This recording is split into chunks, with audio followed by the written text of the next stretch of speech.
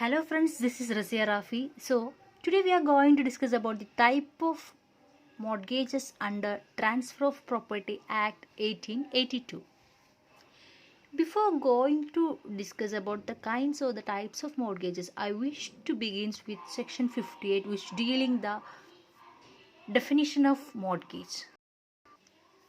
According to section 58, a mortgage is a transfer of an interest in some specific immovable property for the purpose of securing the payment of money advance or to be advanced by way of loan, an existing or future debt or the performance of an engagement. So അപ്പോൾ എന്താണ് mortgage എന്ന് അറിയണം. അതിനുശേഷം നമുക്ക് kinds of types of mortgages നോക്കാം. Section 58 പ്രകാരം it's A transfer. ഇതൊരു transfer ആണ്. മോർഗേജ് എന്ന് പറഞ്ഞ ഒരു ട്രാൻസ്ഫർ ആണ്. എന്തിൻ്റെ സ്പെസിഫിക് ആയിട്ടുള്ള ഇമ്മൂവബിൾ പ്രോപ്പർട്ടി, ആ ടേംസ് ആണ് നമ്മൾ ഇതിൽ ശ്രദ്ധിക്കേണ്ടത്. സ്പെസിഫിക് ആയിട്ടുള്ള ഇമ്മൂവബിൾ പ്രോപ്പർട്ടീൻ്റെ ട്രാൻസ്ഫറിനെയാണ് മോർഗേജ് എന്ന് പറയുന്നത്. ഓക്കെ, ഏതെങ്കിലും ഒരു പണം കടം കൊടുത്തു കഴിഞ്ഞാൽ അല്ലെങ്കിൽ പണപരമായ ഒരു ബാധ്യതയുടെ സെക്യൂരിറ്റി ഉറപ്പ് വരുത്തുന്നതിന് വേണ്ടിയിട്ട് ഏതെങ്കിലും തരത്തിലുള്ള ഒരു ഇമ്മൂവബിൾ പ്രോപ്പർട്ടീൻ്റെ ഇൻട്രസ്റ്റ് മറ്റൊരു വ്യക്തിക്ക് നമ്മൾ ട്രാൻസ്ഫർ ചെയ്ത് കൊടുക്കുന്നതിനാണ് സിമ്പിളായിട്ട് നമ്മൾ എന്ത് പറയും, മോർഗേജ്. അപ്പോൾ ഇവിടെ ശ്രദ്ധിക്കേണ്ടത് ഇമ്മൂവബിൾ പ്രോപ്പർട്ടി മാത്രം എന്തിൻ്റെ കാറ്റഗറിയിൽ വരുള്ളൂ, മോർഗേജിൻ്റെ കാറ്റഗറിയിൽ വരുള്ളൂ. അത് സ്പെസിഫിക് ആയിട്ടുള്ള ഇമ്മൂവബിൾ പ്രോപ്പർട്ടി. ഈ മോർഗേജിൻ്റെ പർപ്പസ് എന്താണെന്ന് വെച്ചാൽ purpose of securing the payment of money advanced or to be advance by way of loan. അങ്ങനെ പറഞ്ഞാൽ കൊടുത്തിട്ടുള്ള പണത്തിൻ്റെ സുരക്ഷിതത്വം ഉറപ്പ് നൽകുന്നതിന് വേണ്ടിയിട്ടോ അല്ലെങ്കിൽ എന്താ എക്സിസ്റ്റിംഗ് ഓഫ് ഫ്യൂച്ചർ ഡെപ്റ്റ് അല്ലേ, നമ്മൾ മുന്നേ ഒരു ലോൺ കൈപ്പറ്റിയാൽ ആ ലോണിൻ്റെ സെക്യൂരിറ്റിക്ക് വേണ്ടിയിട്ടോ അല്ലെങ്കിൽ ഭാവിയിലുള്ള ഏതെങ്കിലും ഒരു കാര്യത്തിൻ്റെ ഒരു കടത്തിൻ്റെ സെക്യൂരിറ്റിക്ക് വേണ്ടിയിട്ട് നമ്മൾ എന്താക്കാനും ഇമ്മൂവബിൾ പ്രോപ്പർട്ടീനെ ഇൻട്രസ്റ്റ് മറ്റൊരു വ്യക്തിക്ക് ട്രാൻസ്ഫർ ചെയ്ത് കൊടുക്കുന്നതിനെ ആണ് മോർഗേജ് എന്ന് പറയുന്നത്. Okay, so we are directly going to the kinds of mortgages or types of mortgages. Before that, we should understand who is a mortgager, who is a mortgagee, what is mortgage money and what is mortgage deed. ആരാണ് mortgager? The person who transfers the interest in the property in a mortgage is known as a mortgager. ആരാണോ property transfer ചെയ്യുന്നത്, the person who transfers, ആരാണോ transfer ചെയ്യുന്നത് അയാളെ മോർഗേജർ എന്നും, ആർക്കാണോ property transfer ചെയ്തു കൊടുക്കുന്നത് അല്ലെങ്കിൽ the mortgage is a person in whose favour the mortgage is created, ആർക്ക് ഫേവറായിട്ടാണോ മോർഗേജ് ക്രിയേറ്റ് ചെയ്യപ്പെടുന്നത് അയാളെയാണ് മോർഗേജ് എന്ന് പറയുന്നത്. ഓക്കെ, നെക്സ്റ്റ് വൺ, എന്താണ് മോർഗേജ് മണി? മോർഗേജ് മണി എന്ന് പറയുന്നത് നമ്മളൊന്നുമില്ല, വളരെ സിമ്പിളായിട്ട് പറയാം. നമ്മളൊരു സപ്പോസ് നമ്മൾ 10 ലക്ഷം രൂപ ബാങ്കിൽ നിന്ന് നമ്മൾ ഇമ്മൂവബിൾ പ്രോപ്പർട്ടീൻ്റെ ഡോക്യുമെൻറ്റ്സ് കൊടുത്തിട്ട് ആധാരം വെച്ചിട്ട് ലോൺ എടുത്തു കഴിഞ്ഞാൽ ആ 10 lakhs പ്രിൻസിപ്പൽ എമൗണ്ടും അതിൻ്റെ ഇൻട്രസ്റ്റും വരുന്ന ആ ഒരു എമൗണ്ട് ഓഫ് മണീനാണ് മോർഗേജ് മണി എന്ന് പറയുന്നത്. And next one mortgage deed എന്ന് പറയുന്നത് നമുക്കറിയാം, as per the section 9 of the transfer of property act 100 രൂപയ്ക്ക് മുകളിലുള്ള എന്ത് വസ്തു ട്രാൻസ്ഫർ ചെയ്യണം നമുക്ക് ഡീഡ് വേണം. ഓക്കെ, ആ ഒരു the instrument by which the transfer is effected, ഏത് ഇൻസ്ട്രുമെൻറ്റിലൂടെയാണ് ഈ ട്രാൻസ്ഫർ നമ്മൾ എഫക്റ്റ് ആകുന്നത് ആ ഇൻസ്ട്രുമെൻറ്റിനെയാണ് മോർഗേജ് ഡീഡ് എന്ന് പറയുന്നത്. Okay, so we are going to the types of mortgages. As per the section 58 of the Transfer of Property Act, there are 6 types of mortgages. Number 1, simple mortgage. Number 2, mortgage by conditional sale. Number 3, usufructuary mortgage. Number 4, English mortgage. Number 5, mortgage by deposit of title of deeds. And the final one, number 6, anomalous mortgage. And what is simple mortgage? എന്താണ് simple mortgage? It is a kind of mortgage. Here, the specific and special essential feature of the simple mortgage is without delivering the possession of the mortgaged property. നമ്മുടെ mortgage പ്രോപ്പർട്ടീൻ്റെ possession എന്താക്കുന്നില്ല, ഇവിടെ കൈമാറില്ല. Property ആരുടെ കയ്യിൽ തന്നെ അപ്പം ഉണ്ടാവുക, മോർഗേജറുടെ കയ്യിൽ തന്നെയാണ് property ഉണ്ടാവുക.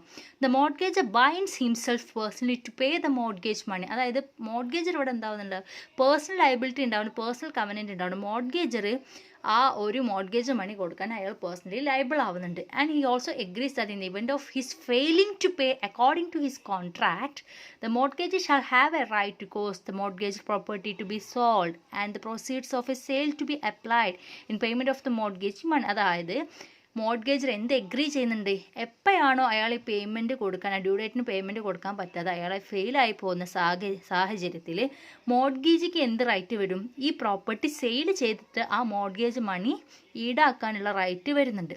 ഈ ഒരു കൈൻഡ് ഓഫ് മോർഗേജിനാണ് സിമ്പിൾ മോർഗേജ് എന്ന് പറയുന്നത്. Possession of the property remains with the മോർഗേജർ and personally covenant, അയാൾ പേഴ്സണലി ലയബിൾ ആണ്.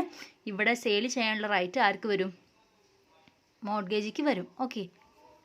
Number 2, mortgage by conditional sale. The word which itself says that there is a condition and there is a sale.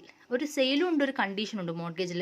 This is also known as the ostensible mortgage എന്നാണ് പറയുന്നത്. അതായത് പ്രത്യക്ഷത്തിൽ തന്നെ ഇവിടെ എന്തുണ്ടാവുണ്ട്, ഒരു മോർഗേജർ ഈ പ്രോപ്പർട്ടി മോർഗേജിക്ക് പൂർണ്ണമായിട്ടും വിട്ടുകൊടുക്കുന്നുണ്ട്, അയാൾക്ക് സെയിൽ ചെയ്യുന്നുണ്ട്. ഓക്കെ, പണം കൊടുക്കുന്നത്. ഓക്കെ, അപ്പോൾ in this type of mortgage the mortgage ഓപ്ഷൻസിൽ പ്രത്യക്ഷത്തിൽ തന്നെ പ്രോപ്പർട്ടി കൊടുക്കുന്നുണ്ട്.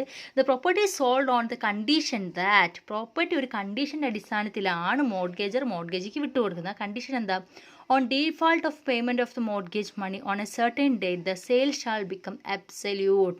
എപ്പോഴാണോ മോർഗേജർ ഈ പണം കൊടുക്കാൻ അയാൾ കഴിയാതാവുന്ന സാഹചര്യം, ആ ഡ്യൂ ഡേറ്റിന് പണം കൊടുക്കാൻ കഴിഞ്ഞിട്ടില്ലെങ്കിൽ തൊട്ട് മുന്നേ പറഞ്ഞ ആ സെയിൽ എന്താവും? അബ്സല്യൂട്ട് സെയിലായിട്ട് മാറും. അതായത് പൂർണ്ണമായിട്ടും പ്രോപ്പർട്ടി ആർക്ക് പോകും? മോർഗേജിക്ക് പോകുമെന്നാണ് പറയുന്നത്. On such payment being made the sale shall become void. അപ്പോൾ അല്ലാത്ത പക്ഷം, അതായത് കറക്റ്റ് ഡ്യൂ ഡേറ്റിന് അയാൾ പേയ്മെൻറ്റ് നടത്തിയാൽ ആ സെയിൽ എന്താവും? അബ്സല്യൂട്ട് സെയിൽ ആവുന്നതിന് പകരം ആ സെയിൽ വോയിഡായി മാറുകയും the property return to the, അല്ലെങ്കിൽ റീട്രാൻസ്ഫർ ആരെടുത്ത് പോകും?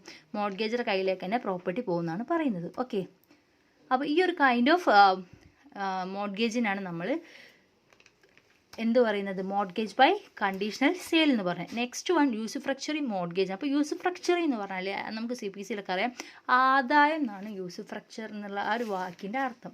അതായത് it is something entirely different. ഇത് കുറച്ചൊരു സ്ലൈറ്റ് ഡിഫറെൻ്റ് ആണ്, പക്ഷേ സിമ്പിളാണ്. ഇവിടെ നമ്മൾ property, there is a delivery of possession to the mortgage or the express or implied undertaking of the mortgager to deliver such possession. ഇവിടെ പ്രോപ്പർട്ടി പൂർണ്ണമായിട്ടും possession ആർക്ക് കൈവിട്ട് കൊടുക്കുന്നുണ്ട്? മോർഗേജിക്ക് കൊടുക്കുന്നുണ്ട്. കാരണം നമ്മളിപ്പോൾ സപ്പോസ് ഒരു 10 സെൻറ്റ് തെങ്ങിൻ തോപ്പാണെങ്കിൽ ആ തെങ്ങിൽ നിന്നുള്ള തേങ്ങ വിറ്റിട്ട് നമ്മൾ ആ പണം ആ ആദായത്തിൽ നമ്മൾ പണം ഈടാക്കണം എന്നാണ് പറയുന്നത്. അപ്പോൾ ആർക്ക് പൊസഷൻ കൊടുക്കേണ്ടി വരും? മോർഗേജർ കൊടുക്കേണ്ടി വരും. So here the possession is delivered, പൊസഷന് കൊടുക്കുന്നുണ്ട്. മാത്രമല്ല ഇതൊരു ഫിക്സഡ് പീരീഡിലേക്കല്ല, അത് നമുക്ക് പറയാം. Retention of the possession by the mortgagee till the payment of the mortgage money or he has to receive rents of profit of the property either in lieu of interest on mortgage money or in the payment of mortgage money or the party in payment either interest to mortgage money. അതായത് there is no personal liability of mortgage. മോർഗേജർക്ക് വലിയ personal liability ഒന്നും, അയാൾക്ക് വ്യക്തിപരം വലിയ ബാധ്യത. അയാളെ ഈ property കൊടുത്തിട്ട് വെറുതെ 10 സെൻറ്റ് തെങ്ങിൻ തോപ്പാണ്, നിങ്ങൾ ഈ തേങ്ങ വിറ്റിട്ട് ഞാൻ അടയ്ക്കാനുള്ള പൈസ അതിൽ നിന്ന് ഈടാക്കിയതിന് ശേഷം എനിക്ക് തന്നാൽ മതി. അതുകൊണ്ട് തന്നെ ഇവിടെ എന്തില്ല, the mortgagee cannot foreclose or sue for sale of mortgage. മോർഗേജിക്ക് ഇത് സെയിൽ ചെയ്യാനൊന്നും പറ്റില്ല property. And also the mortgagor is entitled to redeem the property when the amount due is paid.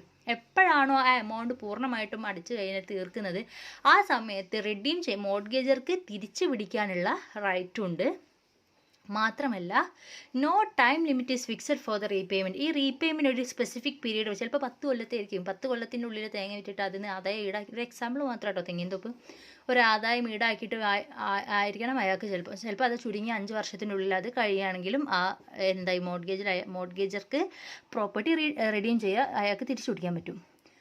പിന്നെ ആസ് പെർ സെക്ഷൻ നമുക്ക് അറിഞ്ഞ പോലെ 100 രൂപയ്ക്ക് മുകളിലേക്കുള്ള എന്ത് കാര്യത്തിൻ്റെ വസ്തുവിൻ്റെ ട്രാൻസാക്ഷൻ നടക്കുകയാണെങ്കിൽ നമുക്ക് എന്ത് വേണം?